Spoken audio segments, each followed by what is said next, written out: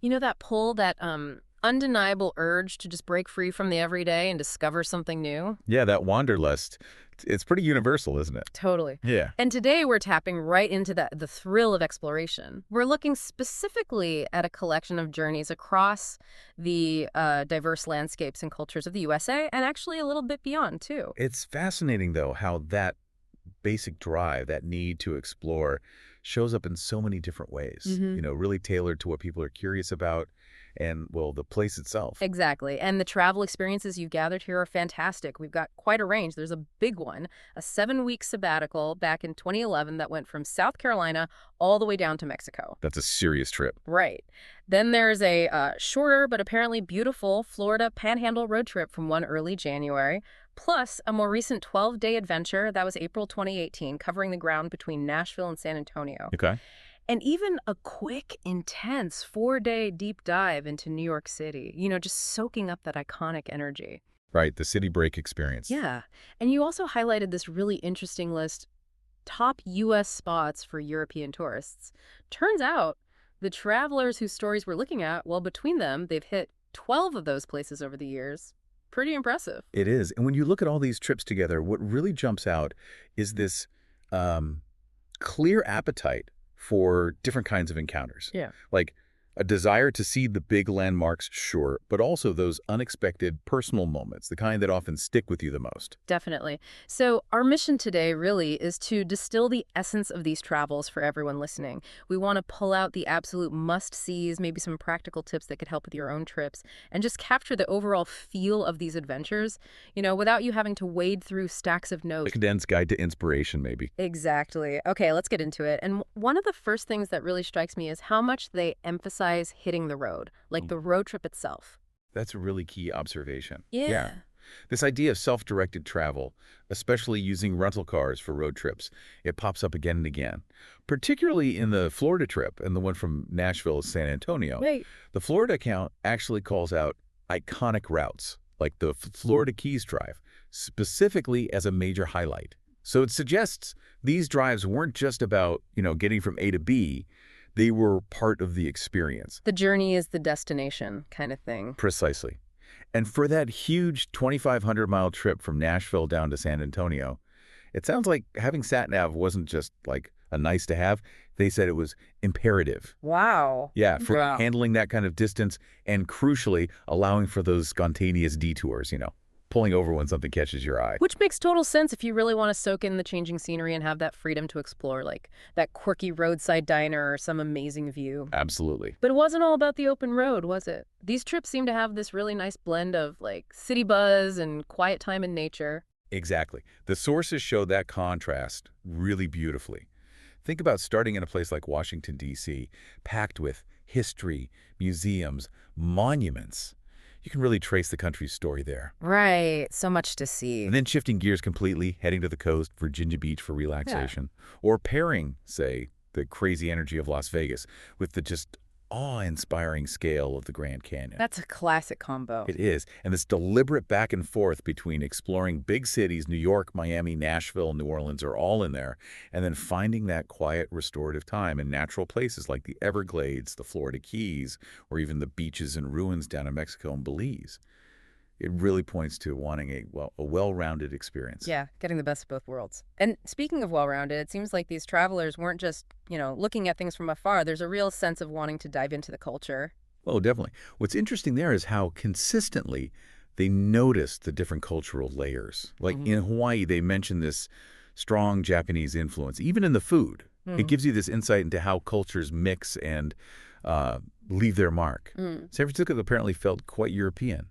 Maybe something about its history or the mix of people. Okay, I can see that. And then further south, Playa del Carmen in Mexico is described as having a bohemian atmosphere. Could suggest something maybe a bit more laid back, less mainstream. Alternative vibe. Yeah. And the Florida Keys, interestingly, seem to echo New Orleans and even Cuba. Mm-hmm. Hints of shared history, maybe in the music, the architecture, the way of life. Fascinating connection. And Miami, well, that really stands out as a melting pot. You've got Little Havana, obviously, but also big Cuban, Haitian, Jamaican communities mentioned. Yeah. Super dynamic. Absolutely. And it wasn't just watching, right? They were actively doing things, taking in Broadway shows in New York, experiencing the Grand Ole Opry in Nashville, Yeah. the heart of country music, even getting caught up in the New Orleans Music Festival. Yeah, that participation. It really takes the trip beyond just sightseeing, doesn't it? It really And it does. makes you think, what actually makes a travel experience truly enriching? For these people, it seems like it involves actively looking for and taking part in authentic cultural stuff, not just the usual tourist paths. Yeah, seeking it out. Now, pulling all this off, all this exploring, it doesn't just happen, right? It sounds like they were pretty savvy about the planning side of things, too. The sources definitely highlight planning ahead, especially for booking rooms and getting tickets for the big attractions. Like what, specifically? Well, booking in advance is specifically recommended for things that sell out, like that Grand Canyon helicopter tour, to get that amazing aerial view, Mm. or popular Vegas shows, and definitely the Alcatraz tour in San Francisco. That one's always busy. Ah, good tips, especially Alcatraz. And there's a really practical cost-saving tip, too, Mm. using shared shuttles or minibuses. Apparently, that's a good way to get around affordably in both the U.S. and Mexico, especially if you're traveling solo or just a couple of you. That's a great insider tip. Good for the budget. And what about language? Crossing all these different places, was communication a big hurdle? It seems not too much. The observation was that having English and even just, quote, a smattering of Spanish makes things a lot easier in many of these locations. Okay. It suggests that, yeah, the U.S. and Mexico have incredibly diverse regional cultures, but a basic handle on those two languages can really unlock deeper conversations and just make the whole trip run smoother. Makes sense. But beyond the logistics, the planning, the sites, Hmm. there's something else that keeps coming up in these stories. It's the people. Precisely. That recurring idea that meeting people along the way just made the whole experience richer. It really speaks volumes about, the social side of exploring. Totally. It reinforces that travel isn't just about the places you see, it's about the connections you make, the shared moments. Yeah, absolutely. Okay, let's zoom in a bit. Let's talk about some specific places and the real highlights they mention. Washington, D.C., for instance. Sounds like an absolute goldmine for history buffs and culture vultures. Oh, definitely. The sheer density of stuff there, national museums, world-class art galleries, all those iconic landmarks, the White House, Arlington Cemetery. You can really dive deep into the nation's story, and a lot of it's packed into a fairly small area. Makes it quite accessible. Very much so. It's a place for deep immersion in American history and identity. And then a total change of pace. Virginia Beach, they specifically mentioned it as a spot for rest, relaxation, just soaking up that coastal vibe. Sometimes you just need that breather on a long trip, don't you? Absolutely. It highlights how important it is to build in those moments of calm. Recharge the batteries amidst all the exploring, makes the whole trip more sustainable, more enjoyable. Yeah, prevents burnout. Yeah. Then we jump to the sheer spectacle of Las Vegas. Feels like one of those quintessential American experiences. Venetian Hotel gets a nod for its unique atmosphere, canals, and all that. Bit over the top, maybe. Maybe, but it was that awesome Grand Canyon helicopter tour that really stood out. Apparently the view from up there is just something else. You can't get that perspective from the rim. Right. The Grand Canyon always lives up to the hype, doesn't it? One of the planet's truly breathtaking natural wonders. And that helicopter tour gives you this really visceral sense of its huge scale, its geology. The sources also mention hiking, though, so it appeals to the active types, too. Good point. Then San Francisco sounds like a completely different vibe. They mentioned a distinct European charm. Interesting. And the Alcatraz tour clearly made a big impact, thinking about those Escape from Alcatraz movies, the history, and of course the Golden Gate Bridge. That cycling trip across it, despite temporary bow legs, sounded unforgettable.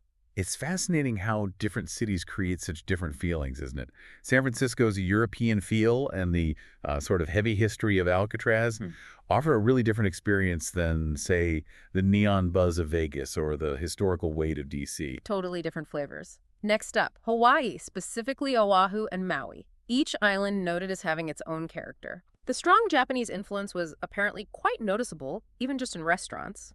And the Pearl Harbor tour, well, understandably, that was described as deeply moving. Hawaii's got that unique blend, hasn't it? Polynesian roots mixed with major Asian influences, creates this really interesting cultural mix alongside just stunning scenery.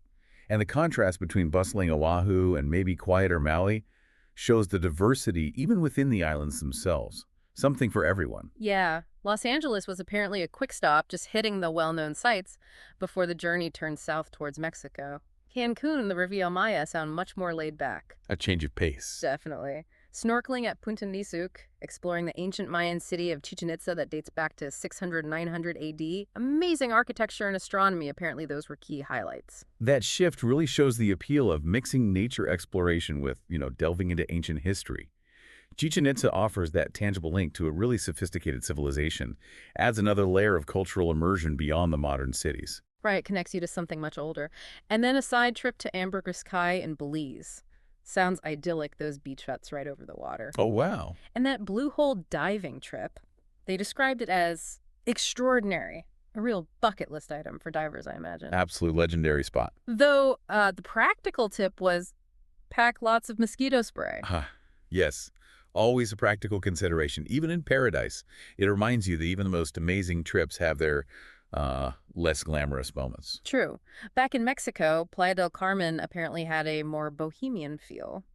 Sounds like a good spot for some relaxed beach time before gearing up for the next big adventure. Mention the Galapagos. We'll definitely need another deep dive for that We one. will indeed. Playa del Carmen seemed to offer that more laid-back, maybe less overtly touristy vibe compared to some resorts. Attracts a different kind of traveler, maybe looking for something a bit more alternative. Okay, let's swing back to the States. Florida, the Sunshine State, seems like it genuinely offers something for everyone. Beaches, wildlife, cities, theme parks. Florida really is incredibly diverse. The sources mention the charm of Naples on the coast, the unforgettable experience of an Everglades airboat trip. Yeah, Gotta do that. that. And the energy of South Beach in Miami with all that iconic Art Deco architecture. Yeah. And, of course, that drive down the Florida Keys again, apparently feeling like New Orleans and Cuba. That was a major highlight. So much packed into one state. Totally. And specific recommendations like Disney World, Universal Studios, Everglades National Park, South Beach. Yeah. It just underlines the sheer range of experiences you can have there. And then New York City. Described vividly as a city that never sleeps. Sounds just exhilarating, sensory overload almost.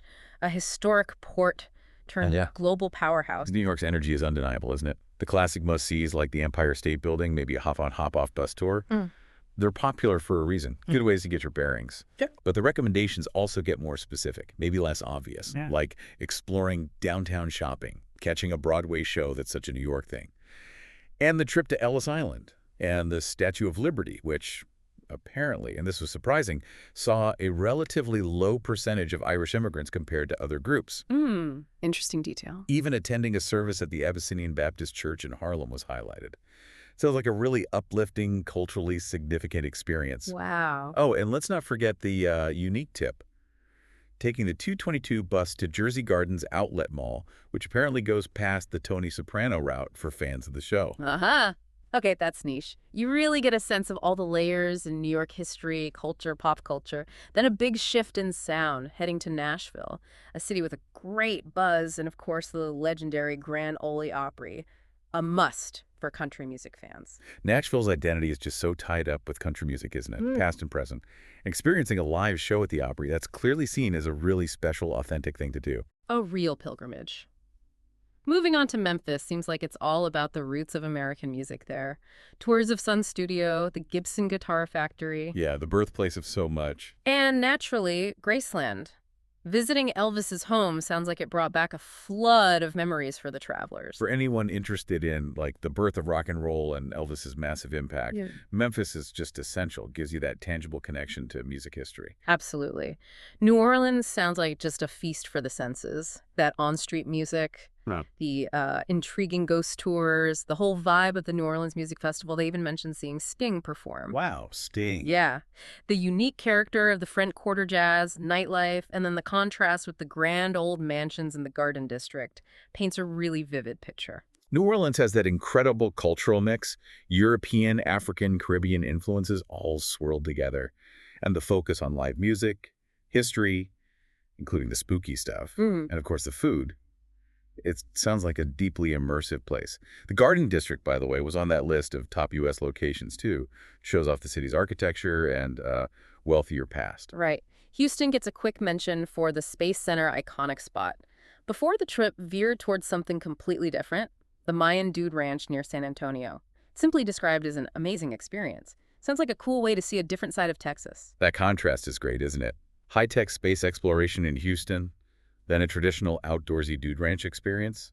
Shows the variety even within Texas itself. Definitely caters to different interests. And just circling back quickly to that list of top U.S. spots for European tourists, it's really striking how many of them, New York, D.C., Grand Canyon, Vegas, San Francisco, Miami, New Orleans, Hawaii, were central to these specific travel stories we've been discussing. It really underlines their global appeal, their iconic status. It certainly does. And while some other places on that list, like Yellowstone or maybe Chicago, weren't part of these particular trips, seeing them listed reinforces just how incredibly diverse the U.S. is. The range of landscapes, cultures, cities, it's immense. So, as we start to wrap up this deep dive into these really captivating American adventures, a few powerful themes really stand out, don't they? There's that constant thread of wanting adventure, a real appreciation for the incredible cultural diversity within the U.S. and nearby, and that great balance between city exploration and the beauty of nature. And clearly, a bit of planning goes a long way. It does. And if we link this back to your goal, getting insights efficiently, these different travel stories really offer a kind of condensed, vibrant snapshot of American life and landscapes. Yeah. Each place gives you a unique window into different parts of the country's history, culture, and natural wonders. Absolutely. It really makes you think, doesn't it? Which of these places sparks your curiosity? Which travel style feels more, the whirlwind city tour or the slower road trip? Maybe this chat has planted a seed for someone's own future trip. You hope so. And this whole exploration of travel, it brings up that deeper question about its impact, right? These stories and so many others often echo this sentiment. It was captured in a quote that showed up in a few of our sources today. Oh, yeah. What was it? It was, "You should travel away from home to really appreciate the value of what you have at home on your return." That's profound. It is. It's a really thought-provoking reminder, isn't it? About the broader benefits of stepping outside our comfort zones, experiencing the world, and how that ultimately enriches how we see our own lives, our own surroundings when we get back.